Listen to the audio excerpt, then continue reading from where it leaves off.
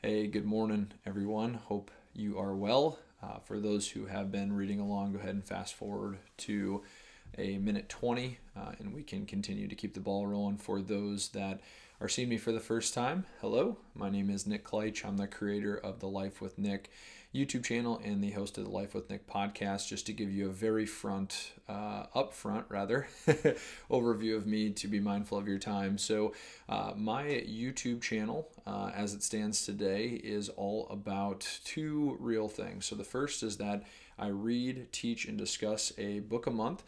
These books can vary greatly under business, lifestyle, health, personal development, an array of categories there. And so if reading or books is something that you're interested in, would love for you to subscribe to the channel. That way you get updates on all the books that I will produce and have produced. And then also host a podcast every month where I bring on multiple guests or guests to just talk about life, and they will come from a variety of different backgrounds, as I like to talk to people, everyday people, and give voice to everyday people, and have a good time along the way. So for those who have been reading along, we are reading the book of the month this month, which is The 5 Major Pieces to the Life Puzzle by Jim Rohn.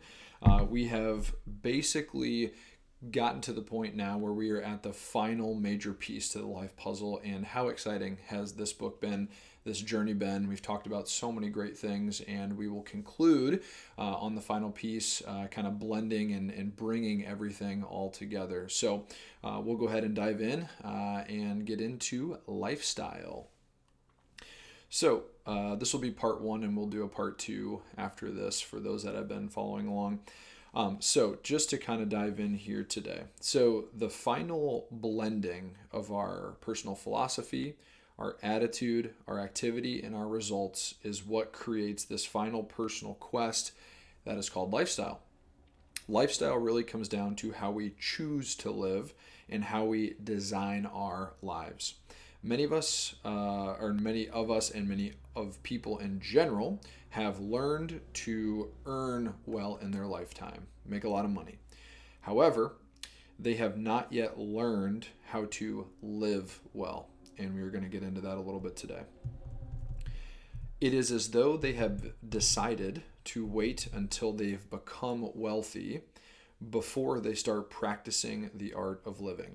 What they fail to understand is the manner in which they decide to live their life is as much of a cause for wealth as it is a result of wealth. Some people get trapped into a specific story that they tell themselves about how life's supposed to work. For example, they attribute their poor attitude or the market or the political nature of the world to really dictate their level of income, let's say. They say, when I am wealthy, then I will start to seek happiness, charity, friendship, etc. Obviously, they have not discovered that it is their failure to find happiness and these other elements within their current state that has contributed to their low level of income. Now, that's merely an example, but that is what we're going to get into today. If they are not able to adjust this mindset and apply what we've talked about throughout this book, they run the risk of producing another set of years that lacks happiness and fulfillment. And so here's kind of the shoe-in for the first part. Happiness is an element and a state that enriches the process of becoming wealthy and becoming the best version of ourselves. So all in all, we don't have to wait to be happy right now. And in addition to that, all of the work as far as our philosophy and our attitude, activity, results, all of that is better enhanced by developing a very powerful inner state to carry us along this journey. Section 2 here. Lifestyle is a reflection of our attitude and our values. We don't have to wait until we are wealthy, powerful, and famous to experience happiness. We don't have to postpone our appreciation for the finer things in life until we've reached our career goals. We can live a life that possesses joy and reward as we might wish, and we can do that starting today and right now. We begin building a rich life by finding little moments where we can step up and serve others with a great attitude.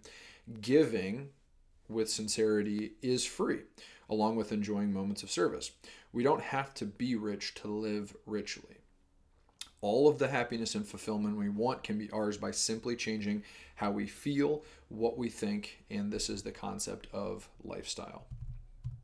Lifestyle is a reflection of who and what we are. Our lifestyle communicates a clear message about who we are, what we think, and what we're mindful of. Lifestyle is where we go, what we do, how we feel when we're doing what we're doing. Lifestyle is how we dream, how we dress, how we carry ourselves, what we drive, how we conduct ourselves, and the type of entertainment that we choose to enjoy. Lifestyle is a mixture of substance and style. It is a mixture of refinement as well as intellect, emotional control in times of challenge, as well as emotional release in times of joy. Successful people and those in the pursuit of success tend to communicate a specific level of sophistication and intelligence they have managed to acquire along the journey. How they conduct themselves leaves little doubt about their intensity towards personal development and personal achievement. Everything about us, whether we know it or not, is sending a message to others about our level of intensity towards the life we desire to create. One of the most underrated elements to living the good life is being able to naturally exude our inner attitude about life, and with that, where we are headed. All of this stuff is free. It's just a matter of who we are becoming, which then we are portraying out to the world. And the only real way to do this is to be authentic. You can't really fake it until you make it consistently. You have to be who you are and what you believe. And that is what you're kind of sending the message out to the universe and the world on. We can all afford to live a little better, right? It doesn't take more money to change how we live, though it certainly helps to make more money to enable us to do more things. It takes more deliberate thought and a greater appreciation of the real values in life. This is a really good 2 sections here. And I should note for those that are listening and reading along that this one will be a little bit of a shorter video in comparison to some of my others. So, lifestyle is not an amount. Culture in a company, in our family, and just in general, the state of the world, is not an amount. Lifestyle is not an amount. They are arts to be practiced by those who wish for more of the good life. And I like how he references as an art, because that implies that there is a method and a formula that can be practiced to enrich the outcome. Versus if it was an amount, then it would simply be a race to accumulation, which we know more material belongings does not equate into more happiness or us being a better person. Again, it is an art. So to become the masters of this art, lifestyle, culture, things of this nature, attitude, the practice must begin with what we currently have, regardless of how small. For example, how we interact with good service when we're out to eat can be an indicator of our rich lifestyle perspective. So something just as small as that interaction people can watch how you conduct yourself and how you hold yourself and how you portray that out again to say, okay, this person is got something that I don't have, or wow, that interaction was pretty rude considering that this was good service, all kind of indicators at the end of the day. And I love this definition here by Jim. Lifestyle is really nothing more than the art of doing very ordinary things that we do every day, every week, every month, every year, extraordinarily well. It is about taking simple everyday moments and bringing forth creativity to make those moments unique and special. Building on that, lifestyle is not an automatic reward. This is another good kind of factor. Lifestyle means designing ways to live uniquely to what you want to live. It is a skill to be mastered, not a condition to be pursued. And again, that distinction is important because a condition to be pursued implies that it is a temporary condition, as in we work to achieve the state, we live in the state permanently. That's not realistic because we have emotions and life throws curveballs at us. So that's why I like how it's referred to as a skill to be mastered, meaning we can practice that skill and become better at it versus just hoping for a specific condition. It is finding new ways in a creative light to bring joy, pleasure, and excitement and substance into our lives and into the lives of those around us. While we are working on our goals, not waiting until we have achieved them, is a wonderful time to look to improve on areas that would greater increase our chances of enjoying the process and the journey.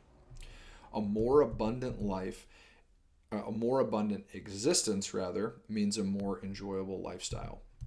Now, when I refer to abundance specifically, I'm referring to the state of mind, knowing that the resources and the people and the life we want to build is not limited to a finite amount. It is more so the inner state of our mind, meaning, yes, I'm wealthy. Yes, I'm healthy. Yes, I have great friendships, great family relationships, all of those things. If we're telling ourselves that and building that internally, that abundance mindset is actually what will give us more abundance through experiencing that state of abundance, versus if we think everything is finite and limited, when other people are winning and we're not winning, that is the feeling that we're getting of, okay, shoot, they've taken everything and I can't have any more of that.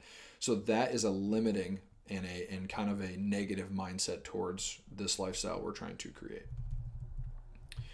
Many of us dream of becoming wealthy, of having a beautiful home that is tended to by others so that we may be free to enjoy ourselves. We dream of winning lotteries that will enable us to quit our jobs tomorrow and go pursue the good life. We dream of chauffeurs to drive us around and servants to take care of us so that we have all the time in the world to do what we want to do. This is a very common theme, I think, in society, is assuming that if you were to win the lottery or inherit some large sum of money, that all of a sudden that changes everything. Now, money is just one example here. We could use health or spiritual faith or whatever you want to use. We assume that once this big thing is brought into us, that all of a sudden that solves all of our problems. And in reality, that's not the case. Whoever we have become today is what we have attracted into our life. And in the efforts of becoming better, we're now attracting different and greater things into our life. So that's how I want to phrase it. Now, Jim poses a question, and I've kind of written alongside of this. The big question is, what would we do, right? If we were to actually inherit these things, what would we then do? And that's a great point of reference, right? Because if we think about that for a second, if we stop everything and go, okay, if money wasn't an object, if health was 100%, if our relationships were completely solid, what would we do? Then you can describe that in great detail to then have a point of reference of where you are looking to go. So that's why I love this question. Now, on the other side of this, there's only so much partying, traveling, and leisure we can do before we become bored of this new adventure. And you see this all the time when people buy new houses, new cars, or whatever the material belonging is. If they get these new things, it's great for a bit, but then it fizzles eventually. And that's just the human nature of our existence, is that we always want more because we think more is better. When in reality, we will end up feeling empty as we're not pursuing something of meaning to ourselves. Now, that is going to vary very differently from person to person. However, the core of what we need to be focusing on, especially for the men out there, is not only discovering your purpose, which I know is a loaded question and it may take a lifetime, but that pursuit is better than not, but also just pursuing something of meaning that we feel we're contributing to. That's numero uno, and then everything else kind of comes together off of that. Versus just thinking if we inherit $1 million that we're just going to be able to party and just kind of blow that off. Well, that's limited. That's a finite experience. And would it be great? Of course.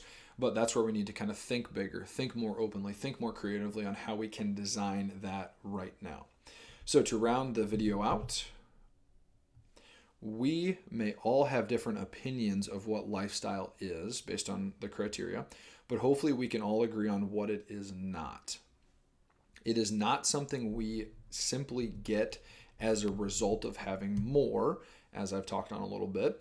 Lifestyle is a result of living more fully, living more consciously, living more joyfully, living with more appreciation. The more fully we live, the more we'll do and the more we will become. because we are abundant, we are love, we are an expression of authenticity of ourselves. Lifestyle is not a reward for all of our hard work and effort. It is a way of making our hard work and effort more rewarding, more meaningful, and ultimately more productive. Like I said, this was going to be a shorter clip. I hope you guys got a lot of that. But as we conclude this video, let's keep reading and get into Lifestyle Part 2. I appreciate you guys reading along as always. As you'll notice, this section specifically was kind of mixed up a little bit. I didn't necessarily chronologically take what he had written and presented it today. I mixed it up a little bit for my own, but the message is still great nonetheless. So again, we'll see you guys in Part 2 of Lifestyle. Thanks.